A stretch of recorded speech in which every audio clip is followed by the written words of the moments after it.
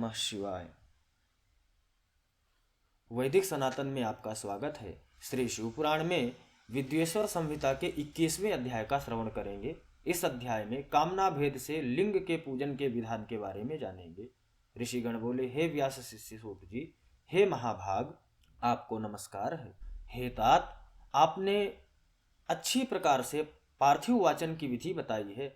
अब सकाम पूजन में मनोवांछित पदार्थ के अनुसार कितनी संख्या में पार्थिव लिंगों की पूजन की विधि है, हे दीन वत्सल, इसे हमें कृपा पूर्वक बताइए। सूत जी बोले, हे ऋषियों, आप सब लोग पार्थिव पूजन की विधि का श्रवण करें, जिसका अनुष्ठान करने से मनुष्य कृतकृत्य हो जाता है।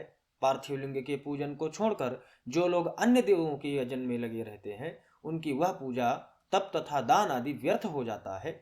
अब मैं कामना के अनुसार पार्थिव लिंगों की संख्या बताता हूँ। हे मुनिश्रेष्ठ, अधिक संख्या में अर्चन तो निश्चय ही फलदायी होता है। प्रथम आवाहन, तब प्रतिष्ठा, तदनंतर सभी लिंगों का पूजन अलग अलग करना चाहिए। लिंगों का आकार तो एक समान ही रखना चाहिए। विद्या प्राप्ति की कामना से पुरुष भक्ति पूर्वक 1000 पार्थिव लिंगों का पूजन करे। इससे निश्चय ही उसे फल की प्राप्ति हो जाती है। धन चाहने वाले पुरुष को उसके आधे यानी 500, पुत्र चाहने वाले को 1500 और वस्त्रों की आकांक्षा वाले को 500 लिंगों का पूजन करना चाहिए। मोक्ष की कामना वाले व्यक्ति को 1 करोड़, भूमि की अभिलाषा वाले व्यक्ति को 1000, दया प्राप्ति की इच्छा वाले को 3000 और तीर्थाटन की इच्छा वाले को 2000 शिवलिंगों का पूजन करना चाहिए।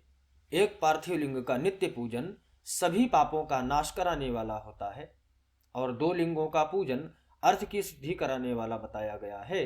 3 लिंगों का पूजन सभी कामनाओं की सिद्धि का मुख्य हेतु कहा गया है। पूर्व में बताई गई संख्या विधि में भी उत्तरोत्तर संख्या अधिक फलदायिनी होती है। अन्य मुनियों के मत से संख्या का जो अंतर है वह भी मैं अब बता देता हूँ। बुद्धिमान व्यक्ति 10,000 पार्थिव शिवलिंगों का अर्चन करके महान राज भय से भी मुक्त होकर निर्भय हो जाता है। कारागार आदि से छूटने के लिए 10,000 लिंगों का अर्चन करना चाहिए और डाकनी आदि के भय से छूटने के लिए 7,000 लिंगार्चन करने चाहिए। पुत्रहीन पुरुष 55,000 लिंगार्चन करें। कन्या और संतान की प्राप्ति के लिए 10,000 लिंगार्चन करने से हो जाता है। 10,000 लिंगार्चन से विष्णु आदि देवों के समान ऐश्वर्य प्राप्त हो जाता है। 10 लाख लिंगार्चन करने से अतुल संपत्ति प्राप्ति होती है।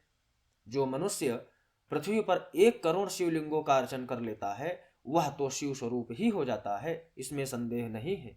पार्थिव पूजा करोड़ों यज्ञों का फल प्रदान कराने वाली होती है, इसलिए सकाम भक्तों के लिए यह भोग और मोक्ष दोनों प्रदान करती है। जिस मनुष्य का समय रोज बिना लिंगार्चन के व्यतीत होता है, उस दुराचारी तथा दुष्ट आत्मा व्यक्ति की महान हानि होती है। एक ओर सारे दान, विधिवत व्रत, तीर्थ, नियम और यज्ञ हैं तथा उनके समक्ष दूसरी ओर पार्थिव लिंग का पूजन माना गया है।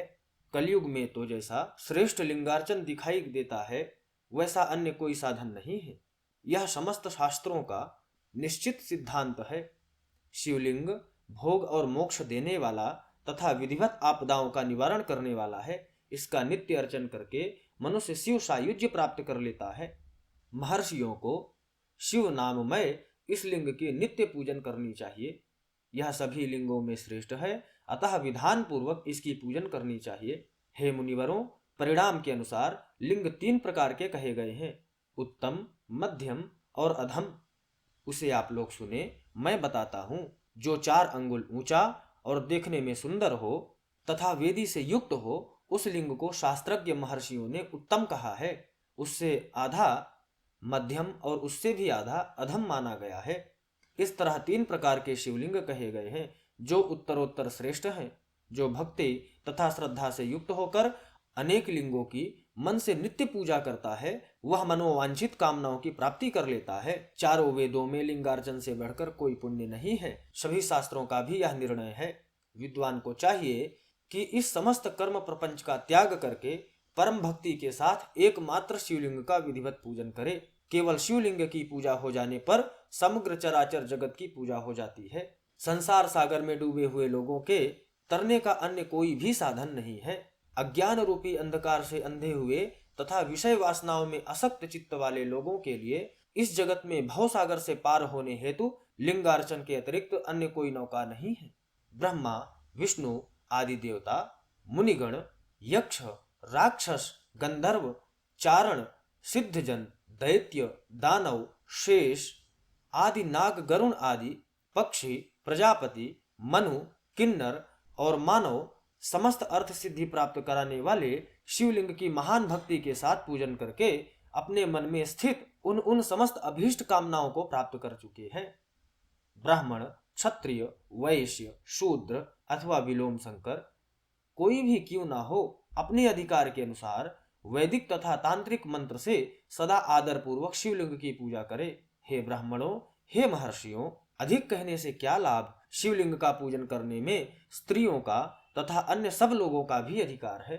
द्विजों के लिए वैदिक पद्धति से ही शिवलिंग की पूजा श्रेष्ठ है, परंतु अन्य लोगों के लिए वैदिक मार्ग से पूजा करने की सम्मति नहीं है।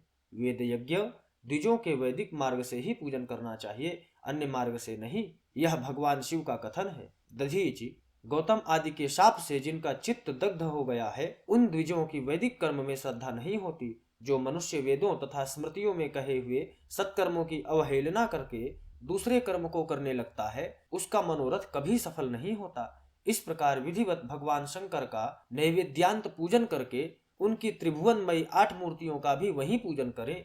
पृथ्वी, जल, अग्नि, वायु, आकाश, सूर्य, चंद्रमा तथा यजमान, ये भगवान शंकर की 8 मूर्तियां कही गई हैं। इन मूर्तियों के साथ साथ सर्व, भव, रुद्र, उग्र, भीम, ईश्वर, महादेव तथा पशुपति, इन नामों की भी अर्चना करें। तदनंतर चंदन, अक्षत और बिल्वपत्र लेकर वहां ईशान आदि के क्रम से भगवान शिव के परिवार का उत्तम भक्ति भाव से पूजन करें। ईशान, नंदी, चंड, महाकाल, भृंगी, वृष, स्कंद, कपर्दीश्वर, सोम तथा शुक्र, ये 10 शिव के परिवार हैं, जो क्रमशः ईशान आदि 10 दिशाओं में पूजनीय है। तत्पश्चात भगवान शिव के समक्ष वीरभद्र का और पीछे कीर्तिमुख का पूजन करके विधि पूर्वक 11 रुद्रों की पूजा करें। इसके बाद पंचाक्षर मंत्र का जप करके शतरुद्रीय का पाठ तथा नाना प्रकार की स्तुतियां करके शिव पंचांग का पाठ करें। तत्पश्चात परिक्रमा और नमस्कार करके शिवलिंग का विसर्जन करें। इस प्रकार मैंने शिव पूजन की संपूर्ण विधि का आदर पूर्वक वर्णन किया। रात्रि में देव कार्य को सदा उत्तराभिमुख होकर ही करना चाहिए। इसी प्रकार शिव पूजन भी पवित्र भाव से सदा उत्तराभिमुख होकर ही करना उचित है। जहाँ शिवलिंग स्थापित हो उससे पूर्व दिशा का आश्रय लेकर बैठना या खड़ा नहीं होना चाहिए, क्योंकि वह दिशा भगवान शिव के आगे या सामने पड़ती है। इष्ट देव का सामना रोकना ठीक नहीं है। शिवलिंग से उत्तर दिशा में भी ना बैठें, क्योंकि उधर भगवान शंकर का वामांग है, जिसमें शक्ति स्वरूपा देवी उमा विराजमान है। पूजक को शिवलिंग से पश्चिम दिशा में भी नहीं बैठना चाहिए, क्योंकि वह आराध्य देव का पृष्ठभाग है। पीछे की ओर से पूजा करना उचित नहीं है, अतः अवशिष्ट दक्षिण दिशा ही ग्राह्य है, उसी का आश्रय लेना चाहिए। तात्पर्य यह है कि शिवलिंग से दक्षिण दिशा में उत्तराभिमुख होकर बैठे और पूजा करें। विद्वान पुरुष को चाहिए कि वह बिना भस्म का त्रिपुंड लगाए, बिना रुद्राक्ष की माला धारण किए तथा बिल्व पत्र का बिना संग्रह किए भगवान शंकर की पूजा ना करे। हे मुनिवरों, शिव पूजन आरंभ करते समय यदि भस्म ना मिले तो मिट्टी से ही ललाट में त्रिपुंड अवश्य कर लेना चाहिए। इस प्रकार श्री शिव महापुराण के अंतर्गत प्रथम विद्वेश्वर संहिता के साध्य साधन खंड में पार्थिव पूजन वर्णन नामक 21वां अध्याय संपूर्ण हुआ। ओम नमः शिवाय।